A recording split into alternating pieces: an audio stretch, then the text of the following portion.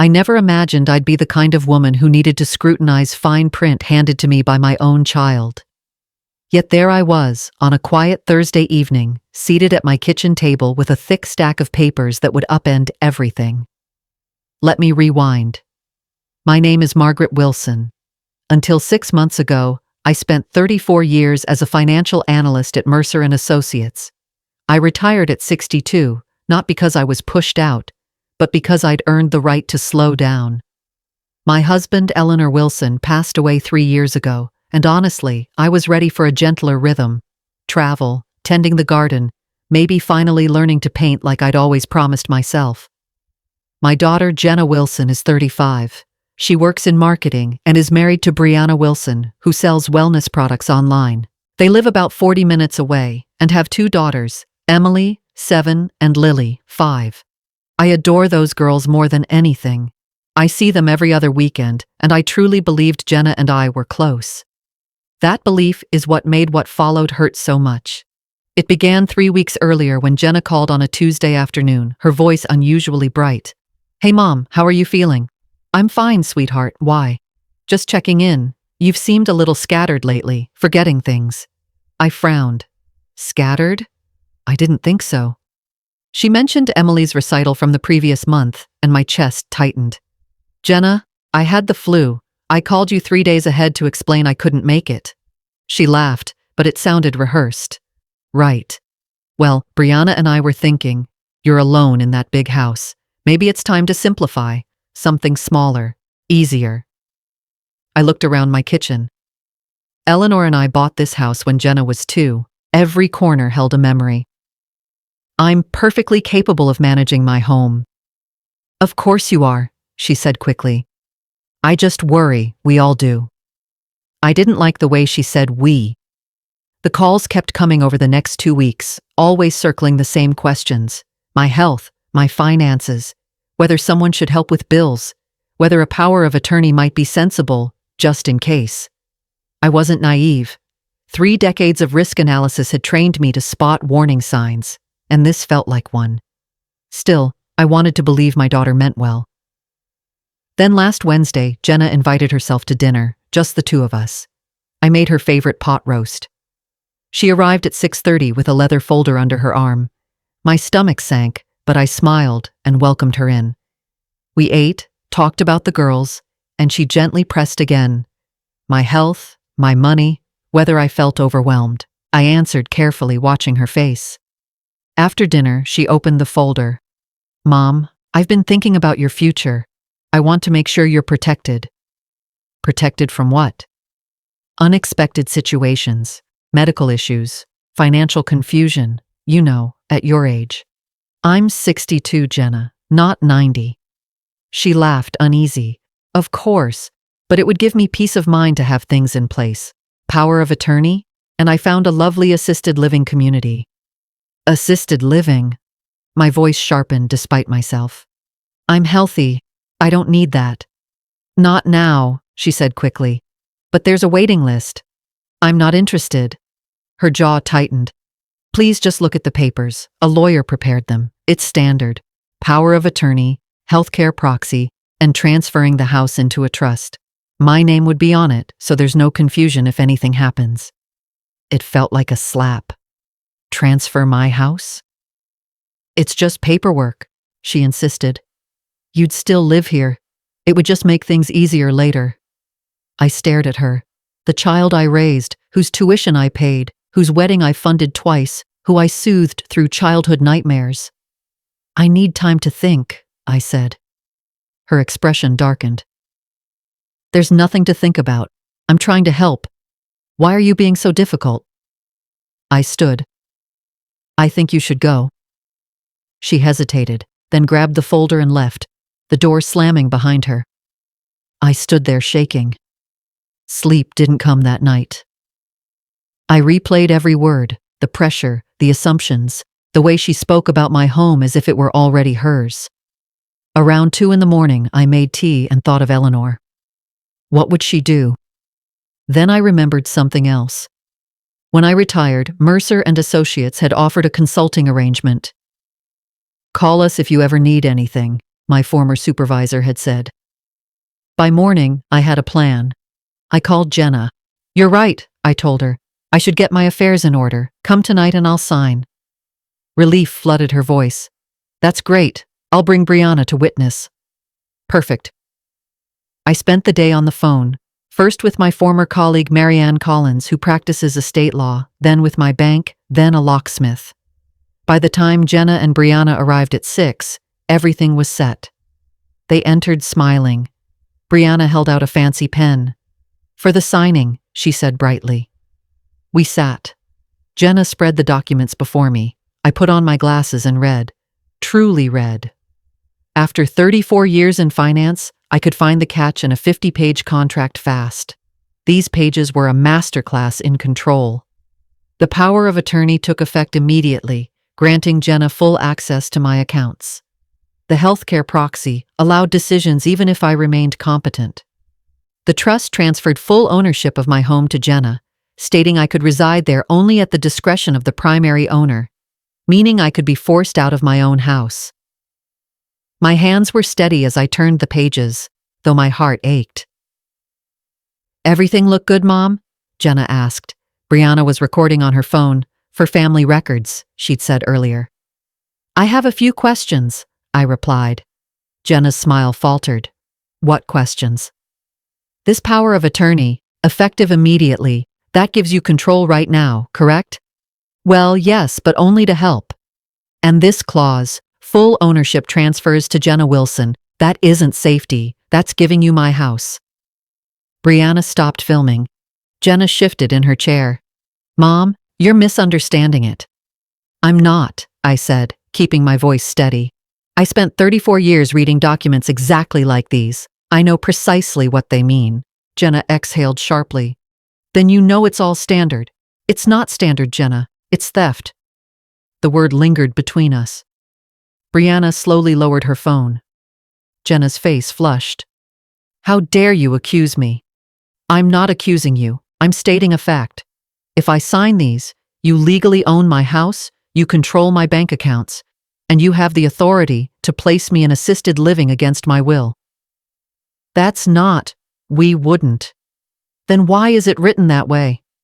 She opened her mouth, then shut it. Her expression hardened.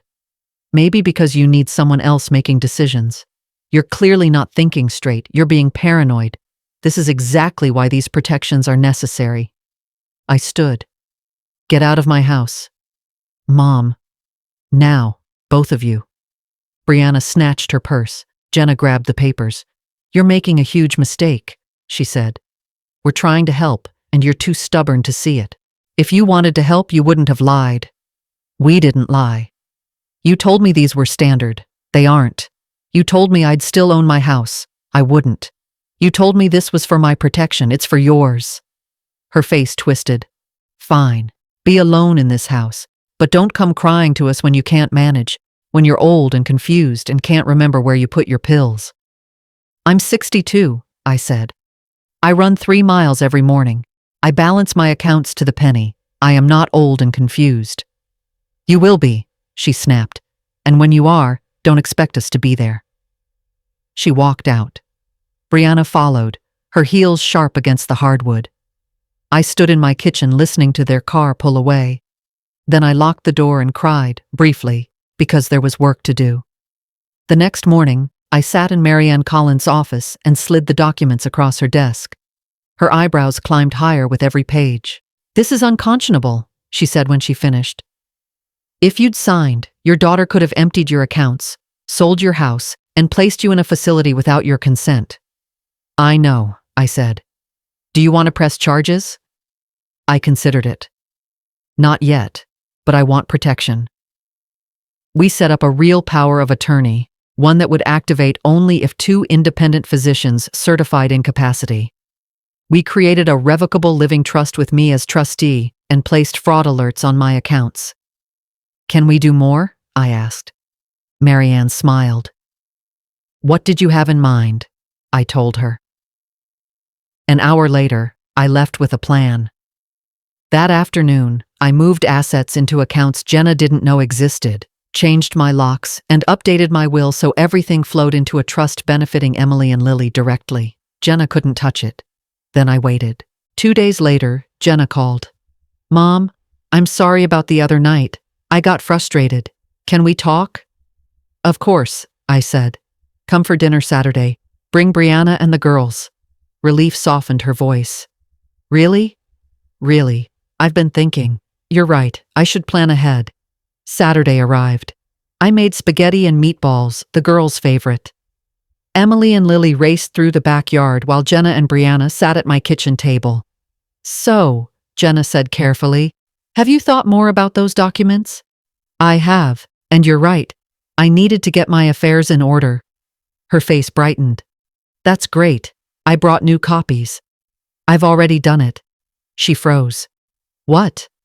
I met with an estate attorney. I set up a proper trust, updated my will, and arranged everything exactly as it should be. You went to a lawyer without telling me? Yes, just like you went to a lawyer without telling me what your documents really did. Brianna's fork clinked against her plate. Mom, I don't understand. We were trying to help. No, Jenna, you were trying to take from me. The kitchen fell silent. Outside, I could hear Emily and Lily laughing. I would never. You brought papers that would have given you control over my life, my home, my money. You misrepresented them and pressured me to sign. That isn't help, it's elder abuse. Her face drained of color. Elder abuse, that's insane. It's the legal term, I said. I confirmed it with my attorney. Brianna stood. We should go. Sit down, I said calmly, the same tone I'd used in boardrooms when decisions mattered. She sat. I looked at my daughter. I loved you from the moment you were born. I gave you everything I had to give. I paid for your college. I helped with your wedding. I watched your children so you could work and breathe. I never asked for anything back, because that's what mothers do. We love without conditions. But when you looked at me, you didn't see your mother. You saw a resource, an asset. You saw my house, my savings, my life, and you decided they should belong to you. You were willing to take my home, my independence, my dignity. Tears ran down my face, but my voice stayed calm. So here's what's going to happen. I've removed your name from every account. I've updated my will. You will not inherit this house. You will not inherit my savings. Everything I own will go into a trust for Emily and Lily. They'll receive it when they turn 25, managed by an independent trustee. Jenna's mouth opened, then closed. You're cutting me out. Your own daughter. You cut yourself out when you tried to take from me. I wasn't stealing. We were going to take care of you, in assisted living. A place I don't need, so you could have my house. That isn't care, Jenna, that's greed. Brianna grabbed her purse. This is ridiculous. You're a bitter old woman who's going to die alone. I looked at her. I'd rather be alone than be robbed by my own family. Jenna stood. Fine. Fine. You want to be alone? You've got it. Don't call us when you need help. Don't expect to see your grandchildren. You've made your choice. Actually, I said quietly, you made yours when you brought those papers into my home. She grabbed Brianna's arm and headed for the door, then stopped and turned back. You know what? You're right. I did want your money. You never spent it. After Eleanor died, you just sat in this house hoarding everything. We're drowning in debt. We can barely afford rent, but you don't care. You'd rather sit on your pile of money like a dragon. I stepped closer until we were inches apart. If you had come to me honestly and said, Mom, we're struggling, can you help? I would have helped. I would have paid the rent, covered the bills, whatever you needed. But you didn't ask. You tried to take everything. There's a difference. For a brief second, I saw something flicker in her eyes. Maybe shame, maybe regret. Then it disappeared. Goodbye, Mom. She walked out. I heard her calling the girls, their confused voices, then her sharp reply, We're leaving now. I stood at my front door and watched them drive away. That was 3 weeks ago. My phone hasn't rung. I haven't seen my grandchildren. Jenna hasn't called or texted. And you know what? I'm okay. I'm not okay with losing Emily and Lily. That breaks my heart every single day. But I'm okay with the choice I made, because I learned something important. Love should never cost you your dignity. Family should never cost you your safety. And being a good mother doesn't mean allowing your children to exploit you. I think about it sometimes late at night. Could I have handled it differently? Maybe. Could I have been gentler? Probably. But would it have changed anything? I don't think so. Because the truth is, Jenna didn't see me as her mother anymore. She saw an opportunity. And once that switch flips in someone's mind, it's hard to flip it back. I've started painting, like I always wanted. I joined a book club. I volunteer at the library on Tuesdays. I'm learning how to be alone without being lonely. I updated my security system too, just in case. Because here's the thing about being 62 years old.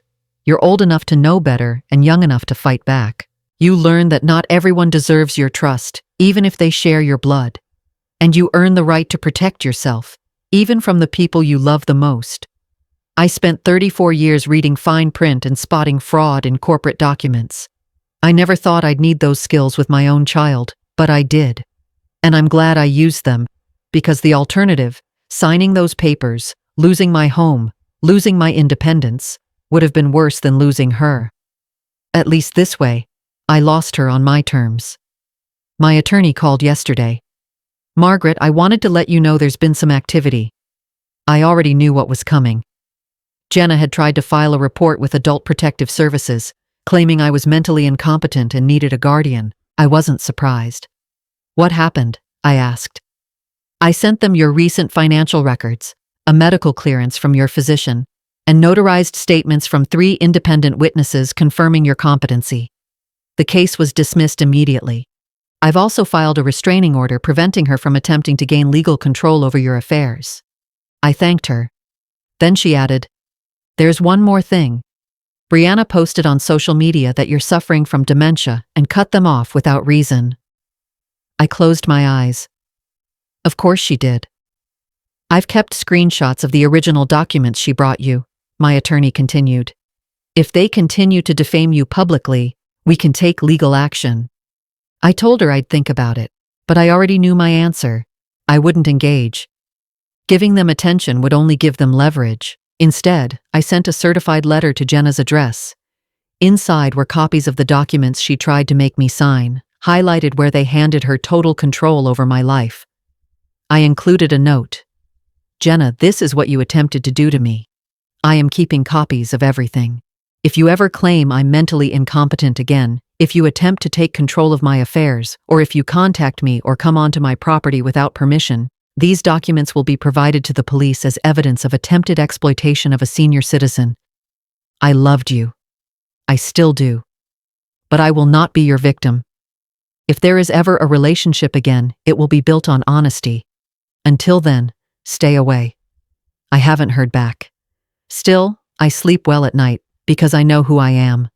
I'm Margaret Wilson, 62 years old. I ran 3 miles this morning. I'm reading a novel about spies. I'm planning a trip to Scotland next spring. I volunteer at the community center, teaching financial literacy to seniors, how to spot scams, how to protect themselves, how to recognize manipulation. I'm not a victim. I'm not weak. I'm not confused. I'm simply a woman who read the fine print, and maybe that's the lesson. Whether you're 22 or 62 or 82, read what you're asked to sign. Ask questions. Trust your instincts. And never let anyone, especially family, convince you that protecting yourself makes you difficult, paranoid, or ungrateful. It makes you smart. Emily's birthday is next week. She'll turn 8. I sent a card and a gift to their house. I don't know if Jenna will give it to her. I hope she does. I hope someday, when she's older, she'll understand why her grandmother wasn't around and maybe even be proud that I stood up for myself. But even if she never knows, even if I never see her again, I'll know. And that has to be enough. I look around my kitchen, the same kitchen where I made breakfast before school, where Eleanor and I danced on our anniversary, where I sat with my own mother before she passed, holding her hand and promising I'd be okay. I am okay. More than okay. I'm free.